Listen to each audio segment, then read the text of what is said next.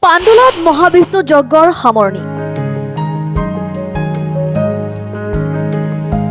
নলবাৰীৰ বৰভাগৰ পাণ্ডুলাত শ্ৰী শ্ৰী দেৱদামোদৰ গুৰুৰ তিৰুভাৱ তিথিৰ লগতে 108 সংখ্যক ধৰ্ম প্ৰচাৰিণী সভা, বাৰ্ষিক অধিৱেশন আৰু মহাবিষ্ণু যজ্ঞৰ সফল সামৰণি। যোৱা 6 মে'ৰ পৰা অনুষ্ঠিত হোৱা অনুষ্ঠানৰ শনিবাৰে অন্তিম দিনা মহাবিষ্ণু যজ্ঞৰ পূৰ্ণাহুতি প্ৰদান কৰা হয়। 6 দিনীয়া বৰ্ণাঢ্য কাৰ্যসূচীৰে অনুষ্ঠিত কৰা অনুষ্ঠানসমূহৰ 6 মে' তাৰিখে অধিবাস, 7 আৰু 8 মে'ত দুদিনীয়াকৈ দামোদৰ দেৱৰ তিৰুভাৱ তিথি পালন কৰা হয়। তাৰ পিছতেই 8 মে'ৰ পৰা মহাবিষ্ণু যজ্ঞৰ আয়োজন কৰা হয়। 9 আৰু 10 মে'ত জলানয়ন, আয়তীৰ নাম প্ৰসংগ, নাগাৰা নাম আদি পৰিৱেশন কৰা হয় আৰু 11 মে'ত মহাবিষ্ণু যজ্ঞৰ পূৰ্ণাহুতি প্ৰদান কৰা হয়। মহাবিষ্ণু যজ্ঞৰ অন্তিম দিনা পুৱাৰে পৰা দামোদৰ ধামত অঞ্চলটোৰ ধৰ্মপ্ৰাণ ৰাইজৰ ভিৰ দেখিবলৈ পোৱা যায়।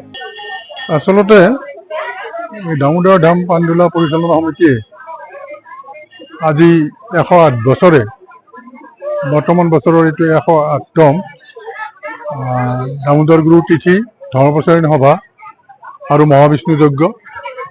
আমাৰ এই কাৰ্যসূচী আজি শেষ দিন। আমি ইতিমধ্যে 5 দিন কাৰ্যসূচী সমাপ্ত কৰিলোঁ। আজিৰ আমাৰ মহাবিষ্ণু যজ্ঞৰ পূৰ্ণাহুতি। গতিকে এই পূৰ্ণাহুতিত আমাৰ নাৰিকল আৰু ভোগদাতাসকল ইতিমধ্যে আহি পাইছে। গতিকে অলপ পিছতে আমাৰ সভাপতি নাৰায়ণ ডেকাও আহিব আৰু নাৰায়ণ ডেকাই যিটো আমাৰ পূৰ্ণাহুতিৰ প্ৰথম কাম সেইখিনি তেখেতে কৰিব। গতিকে আমি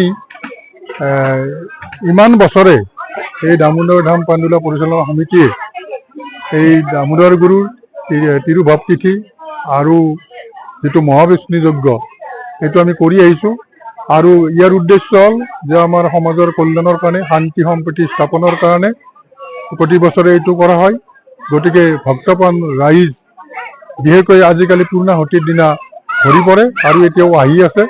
গতিকে আজি এনেকৈ আমাৰ পূৰ্ণাহুতিৰ পাছত, আমাৰ ভোগ উচৰ্গাৰ পাছত আমাৰ ইয়াত সকলোৱে ভোগ গ্ৰহণ কৰিব আৰু এইদৰে আজিৰ কাৰ্যসূচী পৰিসমাপ্তি ঘটায়। এইটো 6 দিনীয়া কাৰ্যসূচী। প্ৰথম দিনা অধিবাস, আমাৰ দ্বিতীয় দিনা আছিলে ধৰ্মপ্ৰচাৰিণী সভা, তৃতীয় দিনা কাৰ্যসূচী আছিলে আমাৰ দামোদৰ গুৰু তিথি বাৰ্ষিক শ্ৰাদ্ধ, আৰু চতুৰ্থ দিনা আমাৰ প্ৰথম যজ্ঞৰ আৰম্ভণি, পঞ্চম দিনা আমাৰ দ্বিতীয় যজ্ঞ আৰু শেষৰ দিনা এইটো পূৰ্ণাহুতি। গতিকে সকলো ৰাইজকে আজিৰ দৰেকৈ যে ভৱিষ্যতেও আমাক সহায় কৰি আমাৰ এই যিটো অনুষ্ঠান সেইটো আগবঢ়াই নিয়াত সহায় কৰিব। News desk report, Assam time.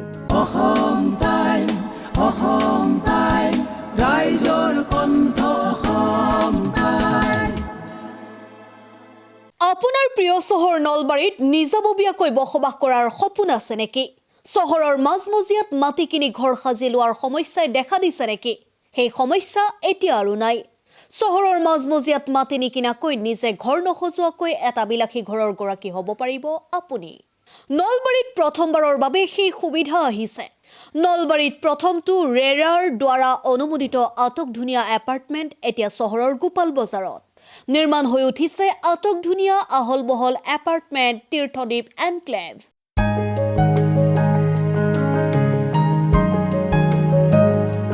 চহৰৰ গোপাল বজাৰৰ DIC পথত নিৰ্মাণ হৈ উঠিছে তীৰ্থদ্বীপ এনক্লেভ এপাৰ্টমেণ্ট।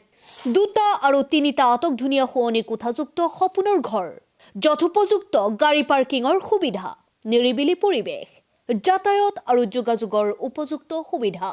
আপোনাৰ সপোনৰ ঘৰখনৰ বাবে ন্যূনতম হাৰত বুকিং চলি আছে। পলম নকৰি এতিয়াই যোগাযোগ কৰক 9706010636 আৰু 9954253864 নম্বৰত।